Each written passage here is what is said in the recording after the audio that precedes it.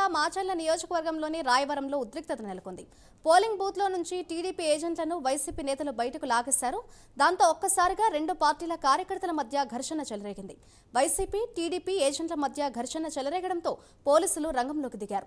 ఇరు పార్టీల కార్యకర్తలను చెదరగొట్టారు. జిల్లాలో అల్లర్లు జరిగిన ప్రాంతాల్లో పరిస్థితిని వెంటనే అదుపులోకి తీసుకురావాలని అధికారులను ఈసీ ఆదేశించింది. అవసరమైతే అదనపు బలగాలను రంగంలోకి దింపాలని ఈసీ ఆదేశించింది.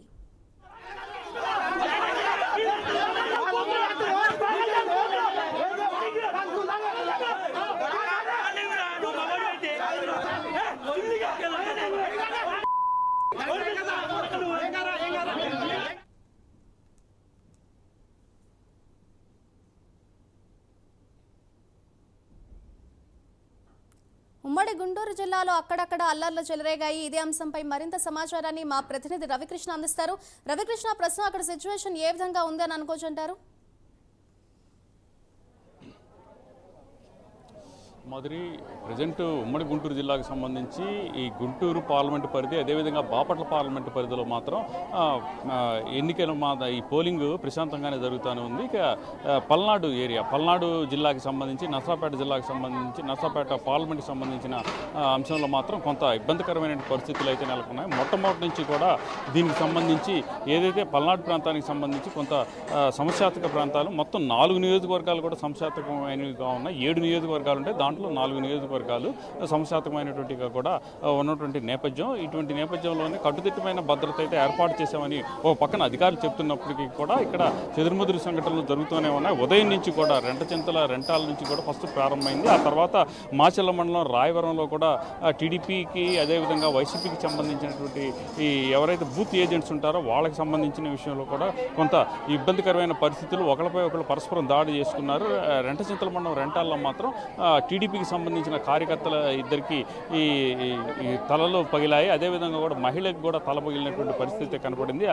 అలాగే ఇక అచ్చంపేట కనుక చూసుకున్నట్లయితే అచ్చంపేటలో కూడా ఇదే విధమైనటువంటి పరిస్థితి అయితే ఏర్పడింది. అలాగే ఇక్కడ ప్రజెంట్ పరిస్థితి కనుక ఇక్కడ చూసుకున్నట్లయితే మాత్రం ప్రతి చోట కూడా కొంత ఇబ్బందికరమైనటువంటి వాతావరణం అయితే కనపడతా ఉంది. ప్రజెంట్ మనం చూడొచ్చు, ఇక్కడ చూసినట్లయితే మన కెమెరామెన్ చూపిస్తూ ఉన్నాడు, మహిళలు అయితే ఉదయం నుంచి కూడా పెద్ద ఎత్తున బారులు తీరారు అని చెప్పుకోవచ్చు. ముఖ్యంగా కూడా ఈ పల్నాడు ప్రాంతానికి సంబంధించి ఉదయం నుంచి మహిళలు అయితే పెద్ద ఎత్తున ఇక్కడికి రావటం అనేది జరిగింది. ఓటు వేసుకునేటువంటి క్రమంలో మాత్రం ఓటుకి వాళ్ళు ఉత్సాహంగా పాల్గొంటున్న పరిస్థితి అయితే కనపడుతుంది. ఇంత భారీగా మహిళలు ఓటింగ్లో పాల్గొనడం అనేది గతంలో ఎప్పుడూ కూడా జరగలేదు. ప్రజెంట్ అయితే ఆ సిచ్యువేషన్ ఈ విధంగా కూడా పాల్గొనడం, ఈ నాయకులు అయితే మాత్రం ఆనందాన్ని వ్యక్తం చేస్తున్న పరిస్థితి అయితే ఉంది. ప్రధానంగా కూడా ఇక్కడ మనం చూడొచ్చు, మన కెమెరామెన్ చూపిస్తూ ఉన్నాడు, మహిళలు ఏ విధంగా బారులు తీరి ఉన్నారు అనేది. గ్రామ స్థాయిలో మహిళలు అంతగా కూడా యాక్టివ్గా ఉండరు, అర్బన్ ఏరియాస్ కొంతవరకు పర్వాలేదు అనుకున్న క్రమంలో ఈసారి గ్రామ స్థాయిలో ఉన్నటువంటి మహిళలు మాత్రం పెద్ద ఎత్తున కూడా పోలింగ్లో పాల్గొంటూ ఉన్నారు. కాకపోతే ఈవీఎంకి సంబంధించి కొంత టైం తీసుకుంటున్నటువంటి పరిస్థితి అయితే ఉంది. ఈ నేపథ్యంలోనే కొంత అయితే వాళ్ళు ఇబ్బందికరమైనటువంటి పరిస్థితి అయితే ఎదుర్కొంటూ ఉన్నారు. చాలా టైం నుంచి, అంటే గంటలు దాటిపోతున్నప్పటికీ కూడా ఇక్కడ ఈవీఎంస్ కొంత మొరాయించడం కాదు కానీ ఒక్కొక్క దానికి కొంత టైం తీసుకుంటుంది. ఈవీఎంకి క్లిక్ చేసినప్పుడు అటువంటిది కొంత టైం తీసుకున్నటువంటి నేపథ్యంలో ఇక్కడ స్లోగా కూడా పోలింగ్ జరుగుతూ ఉంది. అయినప్పటికీ ఈ ఎవరైతే దీనికి సంబంధించి ఓటు వేయడానికి వచ్చినటువంటి ఎవరైతే ఓటర్లు ఉన్నారో ఓటర్లు మాత్రం కొంత ఈ అసహనానికి లోనవుతున్నప్పటికీ కూడా ఓటు వేసేందుకు ఆసక్తి కనబరుస్తూ ఉన్నారు. ముఖ్యంగా యువకులు, మహిళలు పెద్ద ఎత్తున కూడా పాల్గొంటున్నారు. అదేవిధంగా కూడా కొత్తగా 10 లక్షల మంది దాకా ఓటర్లు ఈ 2024 ఎలక్షన్స్కి జాయిన్ అయ్యారు. ఈ కొత్తగా ఓటింగ్ వచ్చినటువంటి 10 లక్షల మంది మాత్రం చాలా ఆసక్తితో ఇక్కడ ఓటు వేస్తున్న పరిస్థితి అయితే అన్ని చోట్ల కూడా రాష్ట్ర వ్యాప్తంగా ఉన్నటువంటి 10 లక్షల మంది ఓటింగ్ వేస్తున్న పరిస్థితి కనపడుతుంది. ఇప్పటికే మనం ఇక్కడ ఈ ప్రాంతాల్లో చూసినట్లయితే పల్నాడు ఏరియాలో కొంత ఉద్రిక్తమైనటువంటి పరిస్థితులు నడుస్తూ ఉన్నప్పటికీ కూడా ఈ ఓటింగ్లో మాత్రం ఉత్సాహంగా పాల్గొనడం కొంత మంచిదే అనే శుభపరిణామంగానే చెప్పాల్సిన పరిస్థితి అయితే కనపడుతూ ఉంది. అయితే ఏ నిమిషాన ఏం జరుగుద్ది పల్నాడులో ఉన్నటువంటి ప్రధానంగా కూడా రవికృష్ణ, నేను చందు, ముఖ్యంగా అంటే గత ఎన్నికలతో పోల్చుకుంటే 2019 ఎన్నికలతో పోల్చుకుంటే ఇప్పటికీ కూడా పోలింగ్ పర్సంటేజ్ ఇదే టైంకి ఇంత పర్సంటేజ్ అంటే దాదాపు దగ్గరగా 23% పర్సంటేజ్ అనేది రావడం జరిగింది.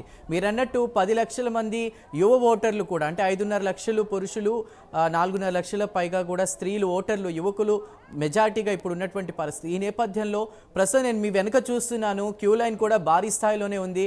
సో సమయం గడిచే కొద్దీ ఇంకా ఓటింగ్ శాతం పెరిగే అవకాశం ఏమైనా కనిపిస్తుందా, అంటే గత ఎలక్షన్స్తో పోల్చుకుంటే గనక? అంటే ఖచ్చితంగా కూడా గతంలో ఎలక్షన్స్లో పోలైనటువంటి ఓటింగ్ శాతం కన్నా కూడా ఈసారి మాత్రం తప్పనిసరిగా కూడా మరి కొంచెం అంటే 2 నుంచి 3% ఓటింగ్ అయితే ఓటింగ్ శాతం పెరిగే అవకాశం అయితే ఖచ్చితంగా ఉందని చెప్పుకోవచ్చు. ప్రధానంగా కూడా ఇక్కడ ఈవీఎంస్కి సంబంధించి కొంత ఇబ్బందికరమైనటువంటి పరిస్థితులు ఉత్పన్నమవుతున్నాయి. ఈవీఎంలు మొరాయించడం, అదేవిధంగా కూడా కొన్ని ఏరియాల్లో అక్కడ సీసీ కెమెరాలు పనిచేయనటువంటి పరిస్థితులు, అలాగే కూడా ఇక్కడ ఈవీఎం కనుక ఓటు వేసిన తర్వాత కొంత టైం అనేది తీసుకుంటుంది. టైం తీసుకునే సందర్భంలో అక్కడ వెయిట్ చేయాల్సిన పరిస్థితి అయితే ఉంటుంది. దీనికి సంబంధించి భారీగా ఓటర్లు వచ్చినప్పటికీ కూడా అనుకున్నంత ఫాస్ట్గా ఇదేమి మామూలుగా పేపర్ బ్యాలెట్ అయినట్టయితే వెంటనే వెళ్ళవచ్చు, ఓటు వేసేయచ్చు, రావచ్చు. కానీ అలా కాదు. ఈవీఎంలో ఒక్కసారి ప్రెస్ చేసిన తర్వాత కొన్ని సెకండ్స్, 30 సెకండ్స్ టైం తీసుకునేటువంటి పరిస్థితి అయితే ఉంటుంది. అలాంటి సందర్భంలో కొంత లేట్ అవుతుంది. కాబట్టి కొంత లేట్గా అయితే అవుతుంది, అయ్యే పరిస్థితి అయితే ఉంది. కానీ ప్రజెంట్ మాత్రం పరిస్థితికి దీనికి అనుగుణంగానే, అంటే గతంలో వచ్చిన 2019లో కన్నా కూడా ఎక్కువ శాతం, 2-3% ఎక్కువ శాతం ఓటింగ్ అయితే కంపల్సరీగా కూడా పెరిగేటువంటి పరిస్థితి. దానికి తోడు ఎప్పుడు కూడా 5 గంటలకే పోలింగ్ క్లోజ్ అవుతుంది. కానీ ఇప్పుడు మాత్రం 6 గంటల వరకు కూడా ఛాన్స్ ఇచ్చారు. దీనికి సంబంధించి 1 గంట పెరగడం అనేది, దానికి తోడు ఇక్కడ వాతావరణంగా కనుక చూసుకున్నట్లయితే మాత్రం వాతావరణం కూడా ఈ రోజు అనుకూలంగా ఉందని చెప్పుకోవచ్చు. ఉదయమే పల్నాడు జిల్లాలో వర్షం పడటంతో కొంత చల్లని వాతావరణం అయితే ఇక్కడ ఉన్నటువంటి నేపథ్యంలో మరింతగా కూడా పోలింగ్ పెరిగే అవకాశం ఉంది. ఉదయం నుంచి మనం చూస్తూనే ఉన్నాం, పెద్ద ఎత్తున కూడా ఇక్కడికి బారులు తీరినటువంటి ఈ ఓటర్లు కనపడుతున్నారు. ముఖ్యంగా కూడా మహిళలు అయితే కనపడుతూ ఉన్నారు. కొద్దిగా వాతావరణం అనుకూలించడం అనేది మరింత ప్లస్ పాయింట్గా కూడా చెప్పుకోవాల్సిన పరిస్థితి అయితే ప్రస్తుతం ఉంది. అలాగే కంపల్సరీగా కూడా ఓటింగ్ పెరిగేటువంటి పరిస్థితి ఉంటుంది.